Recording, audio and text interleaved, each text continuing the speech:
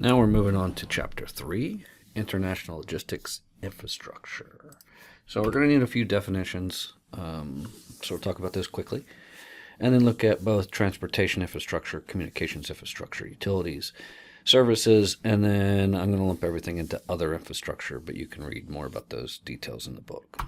So for infrastructure, what our definition is, we're trying to say that it's a term that refers to all of the elements in place that's both public and privately owned, so it might be government for public, to facilitate transportation, communication, and business exchange. So an example of the public would be like the United States Postal Service. All right, privately owned, if I want to get stuff to places, it might be FedEx or UPS or something like that. Now, to get into more definitions, the transportation infrastructure is what allows goods to move efficiently within a country and between countries. So we need well-maintained airports, roads, railways, seaports, etc. in order to make that happen. So we'll look at each one of those in a minute. Communication infrastructure, we need to be able to communicate. So think about phones, internet, mail, that kind of stuff. Utilities lets them do their daily operations. So we need electricity. We might want natural gas or oil for other things as well. Water and sewer are often the things that we think of as the big topics there. Banking infrastructure lets us move money back and forth between companies and between countries, right? So we need to be able to do that. The business services allows us to find additional competent logistics help quickly. So this could be freight forwarders, couriers, delivery services, etc. Our distribution infrastructure allows us to find agents and distributors, develop wholesale and retail channels, and promote their products in that foreign country. Then under what I've lumped under other, it's going to be court infrastructure, intellectual property infrastructure, and standards infrastructure. So the court infrastructure, if there's a dispute, we want to be able to handle it quickly and fairly. Not only the efficient court system, but also mediators, arbitrators, all that. For intellectual property, we want to protect that, copyrights, patents, trademarks. You probably have not had a business law class, which would be a fun thing to take if you ever get a chance.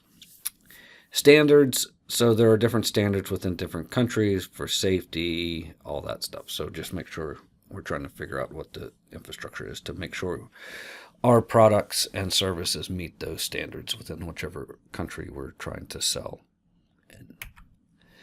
For the transportation infrastructure, we're going to talk about ocean and water, air, railroad, road, like vehicles, cars, trucks, and then there's sometimes other means as well. So for the water, one of the things we're more concerned about are the ports. So the port is located on the coast, right? It's got to be next to the water. And things we need to take into consideration when we decide which port to call when we're importing or exporting stuff is the water draft. That means the depth of the water. So if it's on a really big container ship, we need much deeper water. The air draft, how high up the ship goes, the vessel goes. Cranes at the port. Some ports cannot handle the ultra-large vessels, the post-Panamax stuff, so you need bigger cranes for that. Ones that we'll see a picture in a minute. And then what happens if a port has a labor union, which a lot of them in the United States do, and they have a strike? Well, that's going to stop us from loading and unloading probably. So we need to worry about that as well.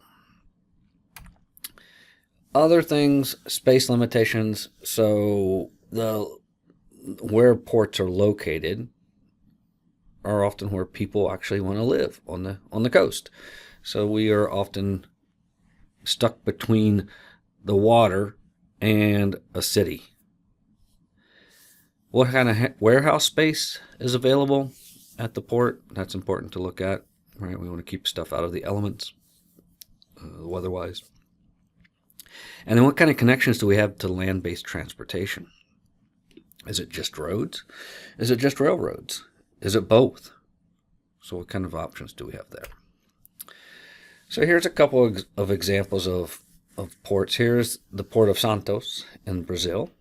And you can see it's very limited to what it can do because there's a big city stuck in behind it there, right? And on the other side, it looks like there's other things that are inhibiting us from growing the port. The port of Yangshan, built 20 miles offshore because Shanghai port is on a river and surrounded by a city. So they built this one specifically to handle container ships. So it only handles container ships. And you can see how many cranes they have there. That is a lot of cranes. It is a very large port. That's also quite automated. The Port of New York. For an air draft, the Banyans Bridge deck was raised to 215 feet. It was 155 feet. And they raised the deck in order to be able to get bigger ships to come into the port. The Port of Virginia, just down the street from Williamsburg, it's the U.S. East Coast deepest commercial shipping channel and harbor. It's 55 feet deep. They recently just got that all dredged out.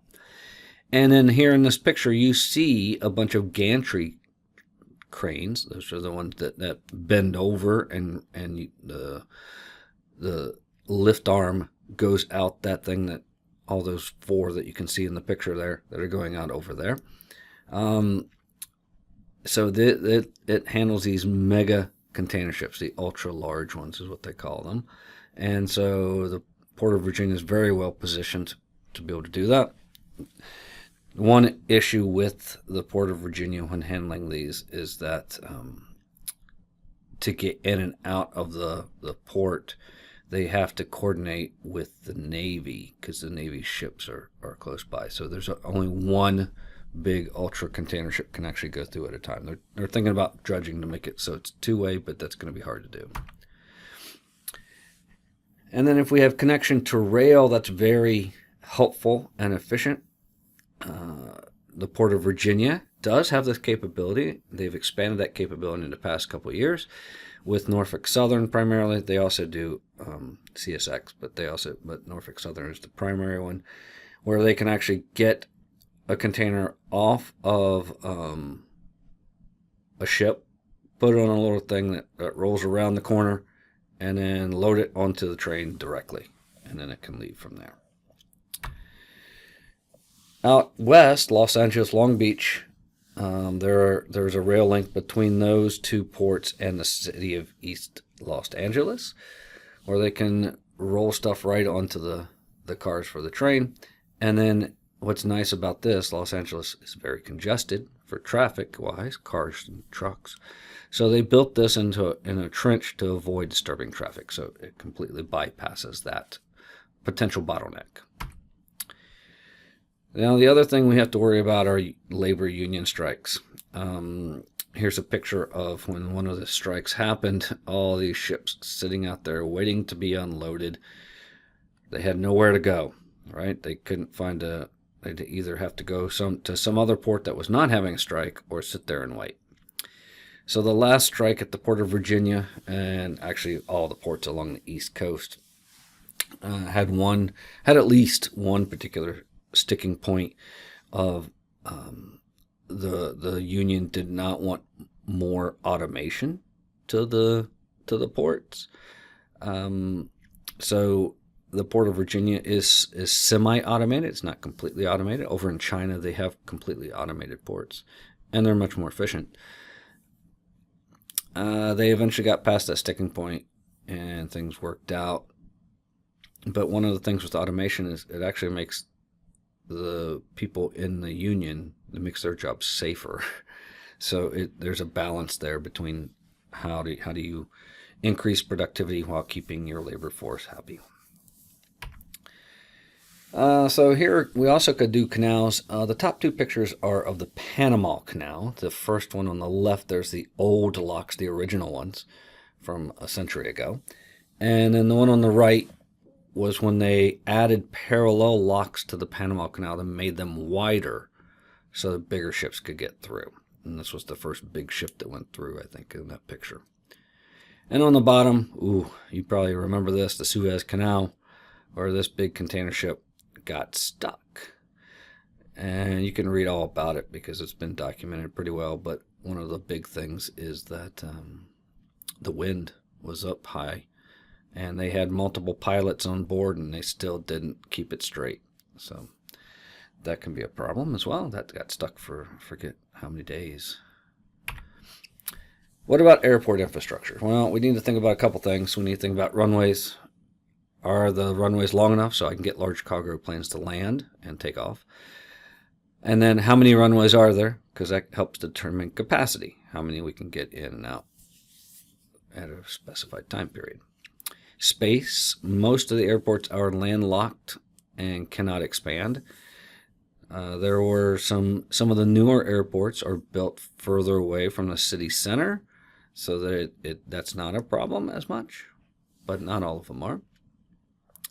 And then if I do want to operate 24/7, which cargo planes do, then you have to be located far away from a major city so that you can operate those times. Otherwise, there's sound ordinances and things like that, especially in the United States where that happens.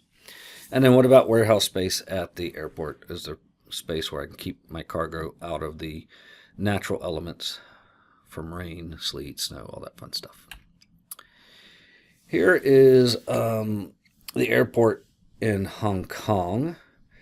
They actually man-made this island. So it's an artificial island that they put out there and spent a lot of money doing it. But it's now the largest cargo airport in the world.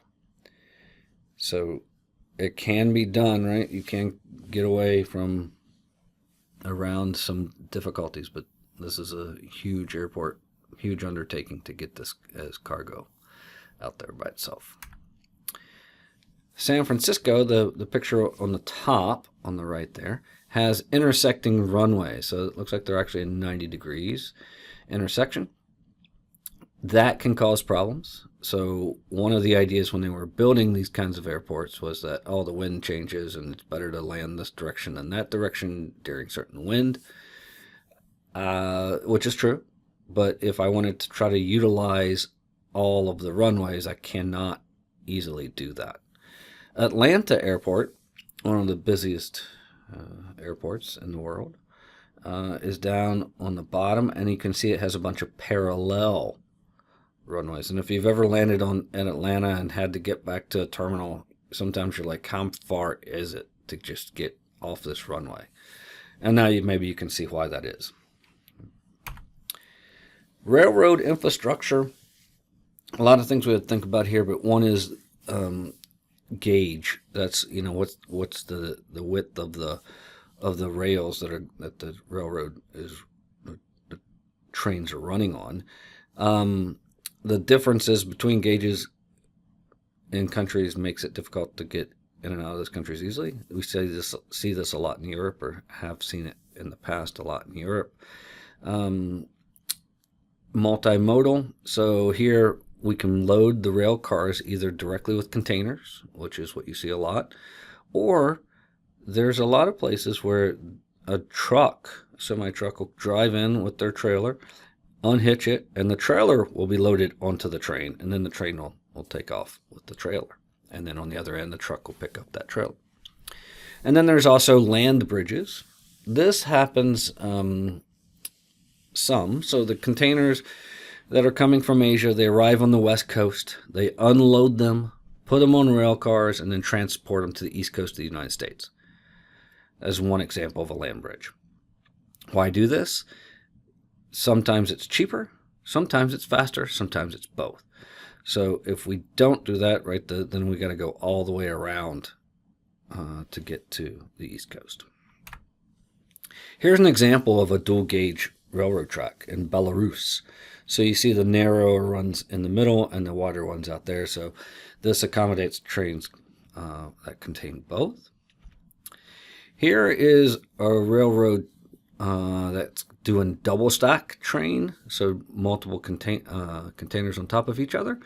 They don't go above double stack in very many places, primarily, especially out west and up in Canada, because they got to go through tunnels and stuff. But you will see that even on the East Coast, you'll see double stack down at the port, even double stack them. What about road infrastructure? So we need high quality roadways for continuous flow of goods. What can go wrong? Well, we can have congestion. So if you've ever driven in certain cities in the United States, you know that's not fun. So how do we get around that? And what about other countries?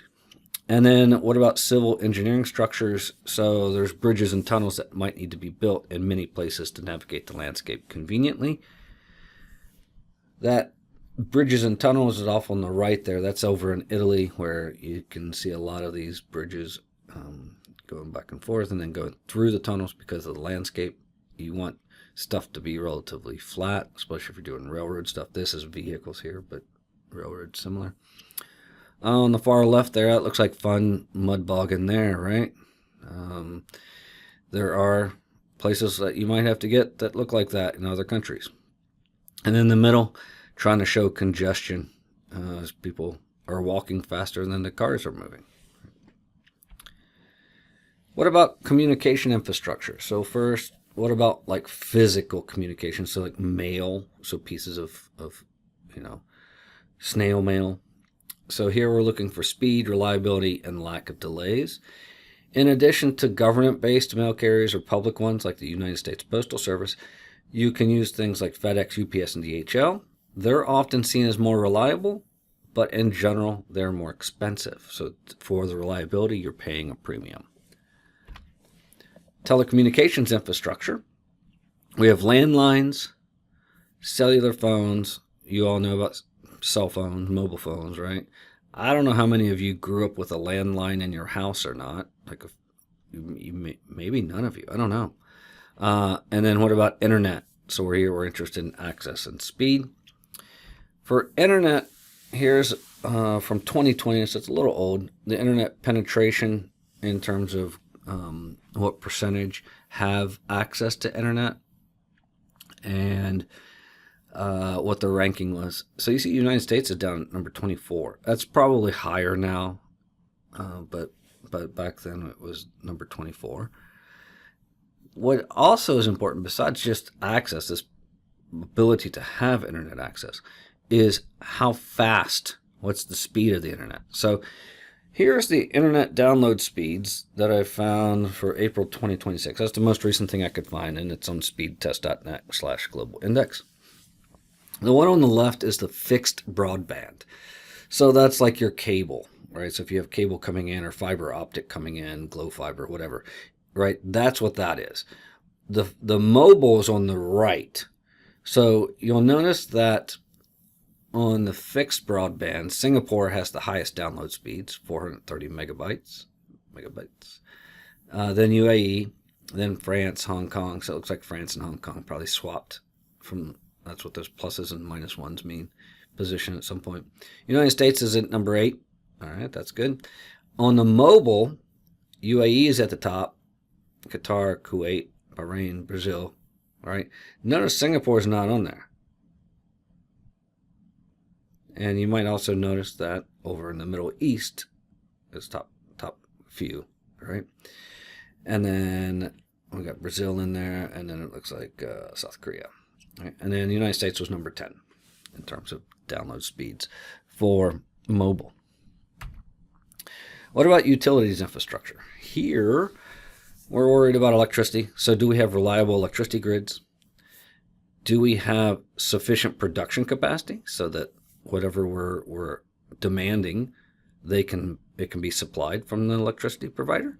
If not, then we might have blackouts or brownouts, and that's bad for process if you're doing manufacturing in a foreign country. Water and sewer are fundamentally important, right? So you need clean water for a lot of manufacturing processes, and then you want that wastewater to go somewhere, so we need some kind of sewer system. Right? Hopefully it's not just pumped back out into the nearest river. Hopefully it's treated and stuff before it does that. Then energy, What about natural gas and oil products? How do we get it there? All that. And then in some areas, theft is quite common for stealing utility. Do you pirate your cable from the person next to you? Now, you probably use everything over internet now, right? You probably use Amazon Prime and YouTube TV and stuff. Now you probably don't even have a cable anymore. There are people that steal electricity as well, things like that. So look in the top left there, that's in Vietnam. That looks awesome, doesn't it? All those, that's both electricity and like cable kind of stuff, telephone kind of wires all jumbled together. How'd you like to be a lineman there working that? Not fun. Then we have some nuke plants down in the bottom left. We saw in Europe during the 1970s when we had the oil crisis, they went heavy nuke over in Europe. We did some in the United States. We've shut down quite a few of those in the United States recently. And then more renewable stuff. We got windmill farm out in the ocean there. And then solar farm down on the bottom. What about banking infrastructure? Well, we have to make sure we can actually do foreign currency payments, how the methods of payment get done, and then exchanging of documents. So all that stuff is handled with the banks over there. Business services infrastructure, freight forwarders, they help us determine the best shipping alternatives in all the different spots that we're trying to get to. We might have customs brokers, which help clear customs whenever we import stuff in. So a lot of documentation, making sure we follow the rules. Couriers, packing services. So you can always outsource your packing services to someone that will guarantee that they will package it properly so that it can handle whatever travels it needs to go to. Distribution channel infrastructure, agents and distributors, that allows us to, as an exporter, to enter new markets and expand abroad if we have that strong network. Getting that network is not always easy, but sometimes you can get it. The retail distribution, so once we penetrated and got into an area, how do we get it into retail distribution? And sometimes that's not available in some countries, so we have to worry about that as well. And then I've lumped a bunch of other infrastructures together, which I've called other. Promotion, the court, intellectual property and standards we talked a little bit about. But those are all in the book that you can read a little bit closer and get a better idea. So that finishes up chapter 3 for now, and then just keep on chugging along with all the other chapters as we go.